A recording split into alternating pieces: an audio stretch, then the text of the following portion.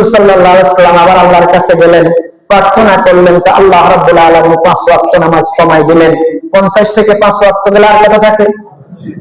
45 ওয়াক্ত নামাজ নিয়ে যখন আসলেন, মুসা আলাইহিস সালাম জিজ্ঞেস করলেন কতটুকু কমাইলেন? বলে যে 5 ওয়াক্ত কমাইছে। বলে আপনি আবার যান, আরো কমাই নিয়ে আসেন। রাসূল সাল্লাল্লাহু আলাইহি ওয়াসাল্লাম আবার গেলেন, আল্লাহ পাক আবার 5 ওয়াক্ত কমাইলেন। হাদিসের মধ্যে আছে এইভাবে আল্লাহর নবী সাল্লাল্লাহু আলাইহি ওয়াসাল্লাম 9 বার মুসা আলাইহিস সালামের অনুরোধের কারণে আল্লাহর কাছে গিয়েছিলেন। প্রত্যেকবার আল্লাহ রাব্বুল আলামিন 5 ওয়াক্ত করে নামাজ কমাই দিলেন।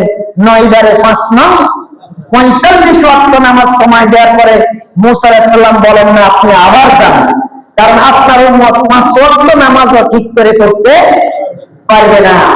আল্লাহর নবী সাল্লাল্লাহু আলাইহি ওয়াসাল্লাম বলেন না আমি আর যাব না, কারণ অন্তত আমি জানি 9 বার গিয়েছি, প্রত্যেকবার 5 ওয়াক্ত করে কমাইছে, 5 9 45 বার।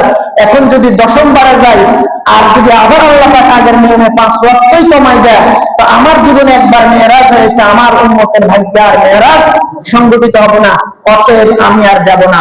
আল্লাহ রাব্বুল আলামিন রাসূল সাল্লাল্লাহু আলাইহি ওয়াসাল্লাম বলেন, ও নবী আপনি আসলেও আর আমি কমাইতাম না, কারণ আমিও চাই আপনার উম্মত মেরাজ করুক, আপনি আপনার উম্মত মেরাজ করুক, আমার সাথে সাক্ষাৎ করুক, আপনি আসলেও আর আমি কমাবো না।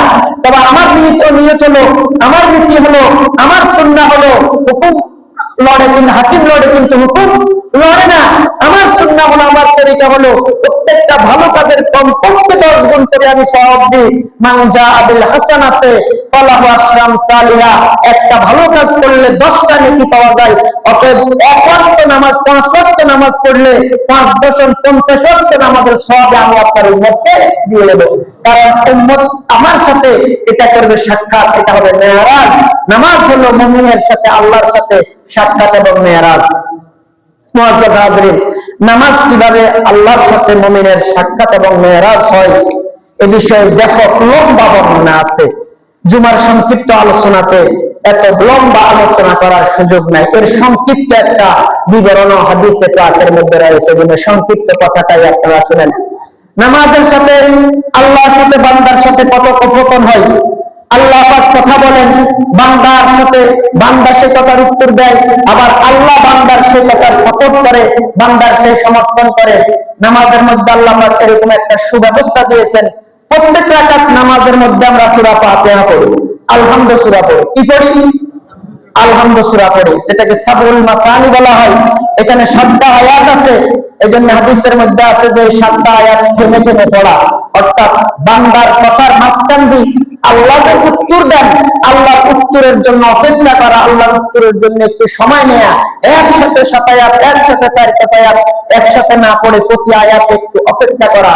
হাদিস শরীফের মধ্যে আসছে বান্দা যখন পড়ে আলহামদুলিল্লাহি রাব্বিল আলামিন, আলহামদুলিল্লাহ রাব্বিল আলামিন মানে হলো সমস্ত প্রশংসা আল্লাহর জন্য, যিনি সমগ্র জাহানের রব, সমগ্র জাহানের মালিক, সমগ্র জাহানের আইনদাতা, সমগ্র জাহানের বিধানদাতা, সবকিছুর যিনি রব এবং পালনকর্তা, সমস্ত প্রশংসা তার জন্য। যখন বান্দা এই কথাটা বলে তো আল্লাহ রাব্বুল আলামিন বলেন, হাদিসে নবী করিম সাল্লাল্লাহু আলাইহি ওয়াসাল্লাম বলেন, আল্লাহ তখন বলেন হামিদানি আব্দি, আল্লাহ তখন এই আয়াতের উত্তর দেন, আমার বান্দা আমার প্রশংসা করেছে, আমার বান্দা আমার গুণকীর্তন করেছে, আমার বান্দা আমারই প্রশংসায় নিয়োজিত রয়েছে। অতঃপর বান্দা যখন পড়ে আর রহমানুর রহিম, আর রহমানুর রহিম মানে তিনি পরম করুণাময়, তিনি দয়ালু, তিনি মেহেরবান, তিনি দয়ালু। বান্দা যখন এই কথা বলে আমার গুণকীর্তন দেয়, তো আল্লাহ রাব্বুল আলামিন তখন জবাব দেন আসনা আলাইয়া আব্দি, আমার বান্দা আমারই গুণকীর্তন করেছে, আমার বান্দা আমারই সিফত সানা পাঠ করেছে, আমার বান্দা আমারই গুণকীর্তন করেছে। এই কথার বান্দা উত্তর দেন। অথবা বান্দা যখন বলে মালিক ইয়াউমিদ্দিন, তিনি কিয়ামতের মালিক, তো আল্লাহ রাব্বুল আলামিন উত্তর দেন মাজ্জাদানি আব্দি, বান্দা আমাকে সম্মান করেছে, বান্দা আমার মর্যাদা আমাকে মর্যাদা দিয়েছে, আমি কিয়ামতের মালিক, এই কথা বান্দা স্বীকৃতি দিয়েছে। মুফাসসিরিনে ইকরাম, মুহাদ্দিসিনে ইকরাম হাদিসের ব্যাখ্যায় বলেন এই 3 আয়াতে এই পর্যন্ত এসে বান্দার সাথে আল্লাহর সাথে থার্ড পারসনে কথাবার্তা হয়েছে। কোন পারসনে? আপনারা থার্ড পারসন বুঝেন নাকি? ইংরেজিতে একটা পারসন আছে, একটাকে বলে ফার্স্ট পারসন, আর একটাকে বলে সেকেন্ড পারসন, আর একটাকে বলে থার্ড পারসন। আরবিতে বলে যিনি কথা বলে তাকে বলে মুতাকাল্লিম, ফার্স্ট পারসন। যার সাথে কথা বলে তাকে বলে মুখাতাব, যার ব্যাপারে কথা বলে তার নাম হলো গায়ব, তিনি। তার নাম হলো গায়ে। বাংলাতে এরকম আছে উত্তম পুরুষ, নাম পুরুষ এবং মধ্যম পুরুষ। আমি, এটা হলো 5%, তুমি, এটা হলো 2%, তিনি, এটা হলো 3%, আমি, এটা হলো 5%। কিন্তু এখানে এতক্ষণ পর্যন্ত বান্দার সাথে আল্লাহর সাথে 3rd পার্সনে কথা হইতেছে। 3 আয়াতের পরে আল্লাহ রাব্বুল আলামিন এবং বান্দার মাঝে তখন আর 3rd পার্সনে কথা হচ্ছে না, তখন 1st পার্সন আর 2nd পার্সন, আমি আর তুমি, এই অবস্থায় কথা হচ্ছে। দেখেন 3rd পার্সন যে তিনি, যিনি সমগ্র জাহানের মালিক, তিনি, তিনি কোন পার্সন? 3rd person. যিনি রহমান, যিনি রহিম, তিনি কোন পার্সন? 3rd পার্সন, দূরের। আর যিনি কিয়ামতের দিনের মালিক, তিনি হলেন 3rd পার্সন। তখন আল্লাহ রাব্বুল আলামিন ভাষা চেঞ্জ করে দেন, আলোচনার ধরন পরিবর্তন করে আল্লাহ রাব্বুল আলামিন বলেন, না, বান্দার সাথে আমি মেরাজ করতেছি, সাক্ষাৎ করতেছি, তিনি দিয়ে নাও, সরাসরি আমি আর তুমি দিয়ে। সাথে সাথে বান্দা তখন পরিবর্তন করে, মালিক ইয়াউমিদ্দিনের পরে ইয়াকা না'বুদু, ইয়াকা না'বুদু, আমরা আপনারই ইবাদত করি, তোমারই ইবাদত করি। তাহলে তুমি 2nd পার্সন। এতক্ষণ 3rd পার্সনের কথা বলার পরে সাথে সাথে আল্লাহ 2nd পার্সন শিক্ষা দিয়েছেন। বান্দা বলে ইয়াকা না'বুদু, আমরা একমাত্র, কেবলমাত্র, শুধুমাত্র ইবাদত, বন্দেগী, গোলামি, দাসত্ব আপনারই করি, তোমারই করি। ওয়াইয়াকা নাস্তাইন, আপনার কাছে আমরা সাহায্য চাই, পৃথিবীর কারো কাছে আমি কোনো সাহায্য চাই না, একমাত্র, কেবলমাত্র, শুধুমাত্র আপনার কাছেই কি চাই? সাহায্য চাই। ইয়াকা না'বুদু ওয়া ইয়াকা নাস্তাইন ইহদিনাস সিরাতাল মুস্তাকিম। আল্লাহ জিজ্ঞাসা করতেছে, ও বান্দা, আমার কাছে কি সাহায্য চাও তুমি? আমার কাছে কি চাও? তোমার কোন সাহায্য দরকার? বান্দা প্রথমে টাকা চাই না, বান্দা প্রথমে নারী চাই না, বাড়ি চাই না, গাড়ি চাই না, বান্দা একটা সাহায্য চাই, ইহদিনাস সিরাতাল মুস্তাকিম। আল্লাহ, আপনি আমাকে একটা সিরাতাল মুস্তাকিম দেখান, আমাকে আপনি সঠিক পথ দেখান, আমাকে আপনি জান্নাতের পথ দেখান, আমাকে আপনি আপনার কাছে যাওয়ার মতন পথ দেখান। বান্দা ব্যাখ্যা করে বলে, ইহদিনাস সিরাতাল মুস্তাকিম সিরাতাল লাযিনা আন'আমতা আলাইহিম, ওই লোকদের পথ যাদেরকে যুগে যুগে আপনি সম্মানিত করেছেন, যাদের প্রতি আপনার নিয়ামত দান করেছেন, এদের পথ, যারা নবীদের পথ অনুসরণ করেছে। আমাকে আপনি নবীদের পথ দেখান, আমাকে আপনি সালেহীনদের পথ দেখান, আমাকে আপনি সিদ্দিকীনদের পথ দেখান, আমাকে আপনি শুহাদায়ে কিরামের পথ দেখান, আমাকে আপনি নেককার লোকদের কি দেখান? পথ দেখান। আল্লাহ রাব্বুল আলামিনের কাছে বান্দা ব্যাখ্যা করে বলে, ইহদিনাস সিরাতাল মুস্তাকিম সিরাতাল লাযিনা আন'আমতা আলাইহিম গায়রিল মাগদুবি আলাইহিম ওয়ালাদ-দাল্লিন। রব্বুল আলামিন, আপনি আমাকে ওদের পথে নিয়েন না যারা গুনাহ করে, আপনি ওদের পথে নিয়েন না যারা ইহুদি খ্রিস্টান, আপনি ওদের পথে নিয়েন না যারা ইহুদি খ্রিস্টানের পদাঙ্ক অনুসরণ করে, আপনি ওদের পথে নিয়েন না যারা দুনিয়ার মধ্যে রাহাজানি করে, যারা ওদের পথে আপনি নিয়েন না। কোন সাদাবাদের পথে আমাকে নিয়েন না, কোন সন্ত্রাসের পথে আমাকে নিয়েন না, কোন জালেমের পথে আমাকে নিয়েন না, কোন ঘুষখোরের পথে আমাকে নিয়েন না, কোন দুর্নীতিবাদের পথে আমাকে নিয়েন না, কোন স্বৈরশাসকের পথে আমাকে নিয়েন না। আল্লাহ, আপনাকে আমাকে সঠিক পথ দেখান, ভালো লোকের অনুসারী আমাকে করেন, খারাপ লোকের অনুসারী আমাকে করিয়েন না।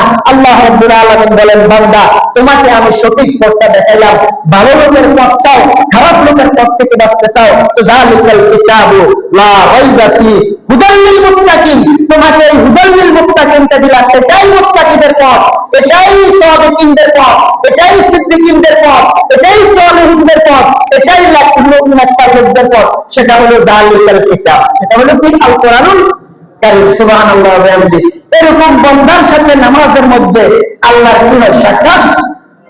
বড় দুর্ভাগ্য এবং পরিতাপের বিষয় হলো, আমরা অনেকেই তো নামাজ পড়ি না, আর যারা নামাজ পড়ি তাদের সাথে আমাদের আল্লাহর সাথে সেই সাক্ষাৎ হয় না।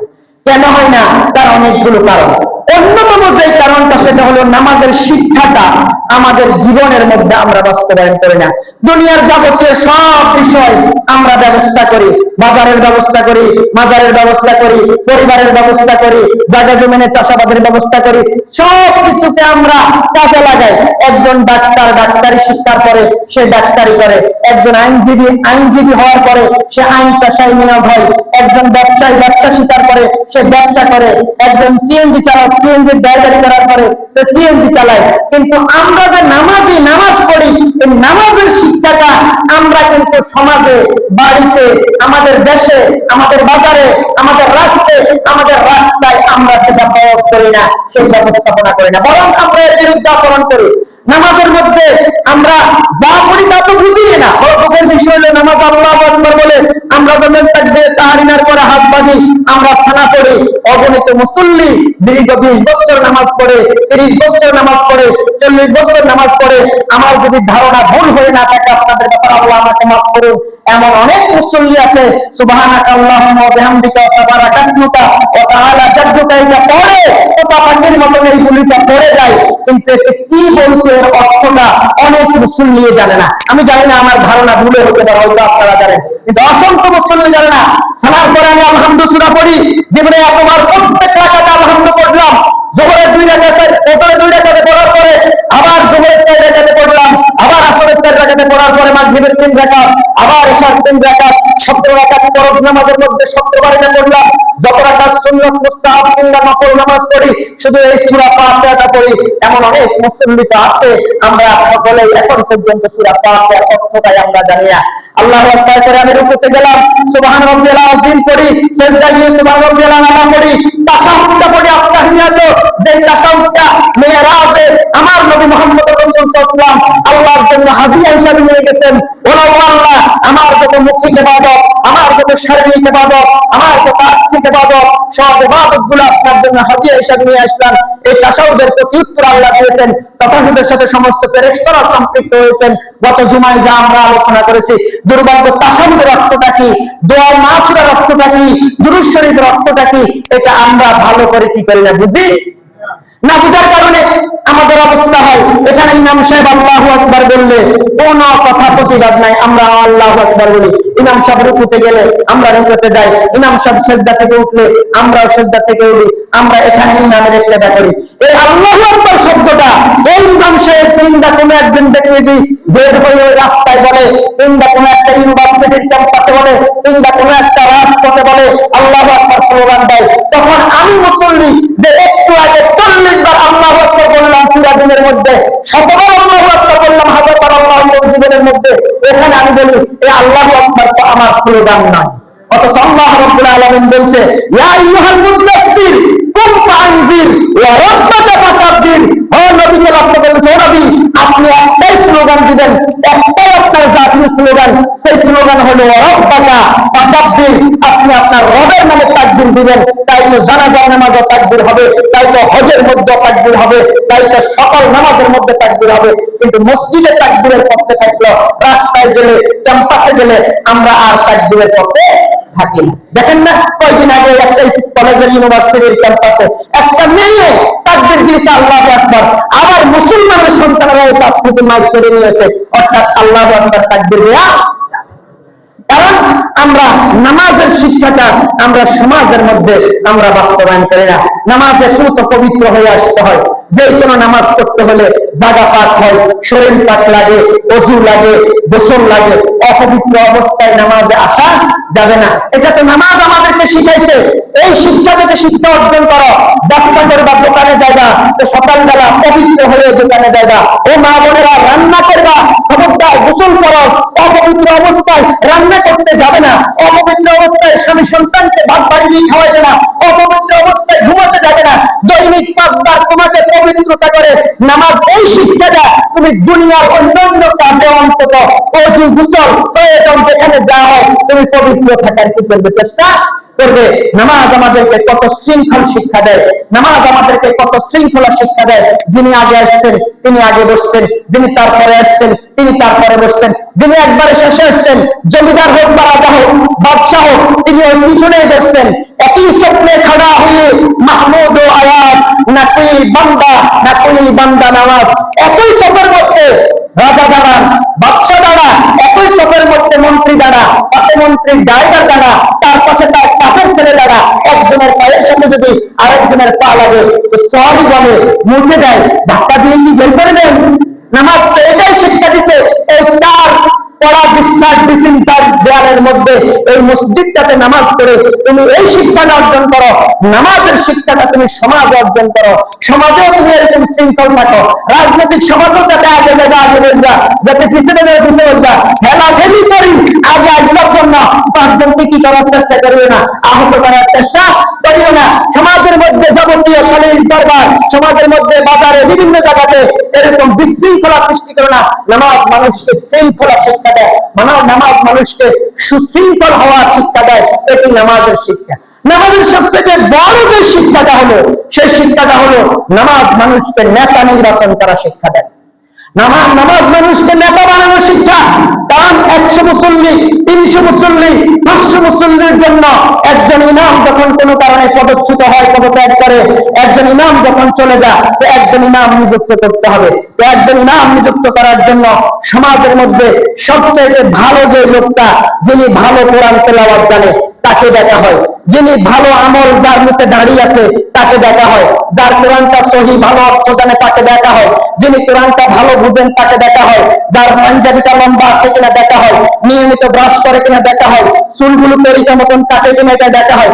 এমনকি ইমাম সাহেবকে যাচাই বাছাই করতে করতে করতে করতে দেখে এই ইমাম সুদ খায় কিনা, এই ইমাম ঘুষ খায় কিনা, এই ইমাম সাদাবাজি করে কিনা, এই ইমামের দুর্নীতি আছে কিনা।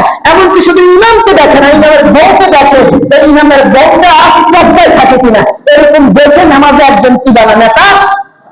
দুর্ভাগ্য আমাদের, মসজিদের মাত্র 250 মুসল্লির জন্য, তাও প্রতিদিন 2.5 ঘন্টা, অর্থাৎ 5 ওয়াক্ত 2.5 ঘন্টা, আধা ঘন্টা করে 5 ওয়াক্তের জন্য 2.5 ঘন্টা, কিংবা জুমার সপ্তাহে 1 দিনের জন্য 1-2 ঘন্টার জন্য একজন ইমামকে মুসল্লিরা এরকম বাছাই করে নিয়োগ দেয়। এই মাত্র 250, 300, 500 মুসল্লির জন্য। কিন্তু একটা ওয়ার্ডের 2000 লোকের জন্য একজন কমিশনার কিংবা মেম্বার নির্বাচন করতে, 5 থেকে 6000 মানুষের জন্য একজন চেয়ারম্যান নির্বাচন করতে, 50 থেকে 2.5 লক্ষ, 3 লক্ষ, 6 লক্ষ মানুষের জন্য একজন নির্বাচন করতে, আমরা ওই নামাজি মুসল্লিরা দেখি না আমাদের নেতা সাহেব কোরআনটা করতে পারে কিনা, আমাদের নেতা সাহেব নামাজের আরবি অর্থটা বুঝে কিনা, আমাদের নেতার দাড়ি আছে কিনা, আমাদের নেতা সুদ খায় কিনা, আমাদের নেতা ঘুষ খায় কিনা, আমাদের নেতা সাদাবাজি করে কিনা, আমাদের নেতা দুর্নীতিবাজি করবে না, আমাদের নেতা ওয়াদা খেলাপ করবে কিনা, আমাদের নেতা জীবন করে কিনা, আমাদের নেতা জনগণের এবং রাষ্ট্রের সম্পদ নষ্ট করবে কিনা। কোন ইমাম সাহেব যদি ওয়াদা ভঙ্গ করে কিংবা কোনো প্রকারের ভুল করে, আমরা ইমামকে টানি নামাই, কিন্তু সমাজের ইমাম বানাইতে আমরা এগুলো কি করি না, দেখে শুনে আমরা চিন্তা ভাবনা করি না। এজন্য নামাজ পড়ি আমরা, কিন্তু এই নামাজ আল্লাহ বলছেন ইন্নাস সালাতা তানহা আনিল ফাহশাই ওয়াল মুনকার, নামাজ তোমাদেরকে সকল খারাপ, সকল অন্যায় কার্যক্রম থেকে তোমাদেরকে ফিরাবে। আমরা নামাজ যারা পড়ি না তাদের ব্যাপারে তো আলোচনা আজকে আনাই হলো না, কিন্তু যারা পড়ি আমরা, তারা নামাজের হাকিকতটা আমরা বুঝি না। নামাজের হাকিকত একটা বই আছে, অর্থাৎ নামাজ বোঝার হাকিকত একটা বই আছে, পারলে পড়বেন, কারো কাছে খোঁজ করলে এলাকাতেই পাবেন, এই অ্যাভেলেবেল, মাত্র সম্ভবত 14 টাকা 12 টাকা দাম। নামাজ বোঝার হাকিকত বইয়ের মধ্যে নামাজের হাকিকত সবিস্তারে বর্ণনা করা হয়েছে। একজন মুসল্লি তার নামাজটা যেমন হবে, তার পরিবারটা তেমন হবে, তার সমাজটা তেমন হবে, তার রাষ্ট্রটা তেমন হবে। কারণ নামাজে সে ট্রেনিং না, নামাজ একটা ট্রেনিং। নামাজ শুধু ইবাদতের মধ্যে সীমাবদ্ধ না, নামাজ একটা ব্যায়াম। নামাজের এই ট্রেনিংটা সে সমাজের মধ্যে বাস্তবায়ন করবে, নামাজের এই শিক্ষাটা সমাজের মধ্যে সে বাস্তবায়ন করবে। দুর্ভাগ্য, আমরা নামাজে খুব ভালোভাবে বাস্তবায়ন করার চেষ্টা করলেও সমাজে এর ক্রিয়া অংশ আমরা কি করতে চাই না, নিতে চাই না। মুআজ্জাজ হাজিরিন, সেজন্য নামাজ আমাদেরকে উপকার দেয় না। তো আল্লাহ সুবহানাহু ওয়া তাআলা রাসূল কারীম সাল্লাল্লাহু আলাইহি ওয়াসাল্লাম আল্লাহর পক্ষ থেকে এই মেরাজ নিয়ে এসেছেন, অর্থাৎ নামাজে আল্লাহর সাথে বান্দার সাথে কমিটমেন্ট হয়, নামাজে বান্দার সাথে আল্লাহ ওয়াদা দেয়, একমাত্র আল্লাহ তোমারই ইবাদত করব, একমাত্র তোমারই কাছে সাহায্য চাই, তুমি ছাড়া ইয়াকা না'বুদু ওয়া ইয়াকা নাস্তাইন, আল্লাহ তোমারই গোলামি করি, তোমার কাছে সাহায্য চাই। কিন্তু নামাজ থেকে বের হয়ে দেখা যায় যে আরেকজনের কাছে সাহায্য চাই, আরেকজনের কাছে হাত পাতে, আরেকজনের কাছে মনে করেন ভিক্ষা চাই, অর্থাৎ একটু আগে আল্লাহর কাছে দোয়া করছে, আল্লাহ তোমারই কাছে সাহায্য চাই, এখান থেকে চাইছে নেতার জন্য কীর্তন করে। তাহলে যারা মুখে এক কথা বলে বাহিরে আরেক কথা বলে, তাদেরকে কি বলা হয়? মুনাফিক বলা হয়। সহজ মাসালা। অতএব আমরা যেন মুনাফিক মুসল্লির মতো, আমরা যেন এই মুনাফিকের সালাতের কথা আল্লাহ রাব্বুল আলামিন কোরআনের মধ্যে বর্ণনা করেছেন। ইনার মুনাফিকের সালাতের কথা আল্লাহ কোরআনের মধ্যে বর্ণনার মধ্যে এই একটা কথা বলছেন, ইন্নাস সালাতি মুনাফিকের নামাজ আল্লাহ রাব্বুল আলামিন বলেছে ওয়াইলুল লিল মুসাল্লিন, যে মুসল্লিরা নামাজিরা ওই দুজকে যাবে। আশ্চর্য ব্যাপার দেখেন, নামাজ পড়লে তো জান্নাত পাওয়ার কথা, নামাজ পড়লে তো আল্লাহর সাথে মেরাজে যাওয়ার কথা, কিন্তু কোরআন আল্লাহ বলেন ওয়াইলুল লিল মুসাল্লিন, মুসল্লিরা ওয়াইলে যাবে। ওয়াইল জাহান্নামের একটা নাম কিংবা জাহান্নামের একটা জায়গার নাম। জাহান্নামের যে জায়গাটা তাফসীরের কিতাবের মধ্যে আসছে, জাহান্নামের যে জায়গাটাকে ওয়াইল বলা হয়, এই জায়গাটার তলদেশে যাইতে একটা পাথর নিক্ষেপ করলে তলদেশে যাইতে 40 বছর সময় লাগবে। নাউজুবিল্লাহ। এত গভীর এবং এত শাস্তিদায়ক জায়গা, ওই জায়গার মধ্যে নামাজিরা যাবে। কোন ধরনের নামাজিরা? যে ধরনের নামাজিরা তার নামাজের মধ্যে আর কাজের মধ্যে কি নাই, বাস্তবায়ন নাই। নামাজের মধ্যে এবং তার সমাজের মধ্যে, নামাজে আর সমাজে কি নাই, কোন মিল নাই। যে এই জাতের নামাজিরা ওই ওয়াইল দোজখে যাবে। আল্লাহ কোরআনের মধ্যে বলেন ওয়াইলুল মুসাল্লিন, ওই মুসল্লিরা ওয়াইল দোজখে যাবে যারা নামাজের শিক্ষাটা নিজের সমাজের মধ্যে বাস্তবায়ন করে না। নামাজে আল্লাহু আকবার স্বীকার করে, নামাজে আল্লাহর ইবাদত করা স্বীকার করে, নামাজে আল্লাহর কাছে সাহায্য চাওয়া স্বীকার করে, কিন্তু নামাজে বাদ দিয়ে দোকানে গেলে, রাস্তায় গেলে, সংসদে গেলে, অফিসে গেলে, প্রতিষ্ঠানে গেলে, বাইরে গেলে সে আর আল্লাহর সাহায্যের কথা, আল্লাহর ইবাদতের কথা, আল্লাহর তাকবীরের কথা কি করে ভুলে যায়। মুআজ্জাজ হাজিরিন, আলোচনা সমাপ্ত রেখে আমরা এখানে শেষ করব। আসুন আমরা নামাজে অন্তত কি পড়ি এই কথাটুকু অন্তত বাংলায় শিখে একটু চিন্তা করি। আমি যখন পড়তেছি সুবহানাকা, আমি যখন পড়তেছি সূরা ফাতিহা, আমি যখন পড়তেছি আলাম তারা সূরা, আমি যখন পড়তেছি আত্তাহিয়াতু কিংবা তাশাহুদ, আমি যে বলতেছি সুবহান রাব্বিয়াল আলা, সুবহান রাব্বিয়াল আলা, তখন তো আল্লাহ রাব্বুল আলামিন আমার পিছনে আমার মৃত্যুটা, ডাইনে আমার জান্নাত, বামে আমার দোজখ, এই অবস্থার মধ্যে আমি যেন মৃত্যুর মধ্যে দাঁড়িয়ে আছি, এই অবস্থার মধ্যে আমি আছি, আল্লাহ তো আমাকে দেখতেছেন। এই অবস্থায় যেন আমার এই অনুভূতি জাগ্রত হয়, আমার নামাজটা যেরকম পরিশুদ্ধ হয়, পবিত্রতার সাথে হয়, আমার দুনিয়ার কাজটাও যেন এরকম পরিশুদ্ধ এবং পবিত্রতার মধ্যে হয়। আল্লাহ আমাদের সকলকে তৌফিক দান করুন। ওয়া আখির দাওয়ানা আলহামদুলিল্লাহি রাব্বিল আলামিন। যারা পরে এসেছে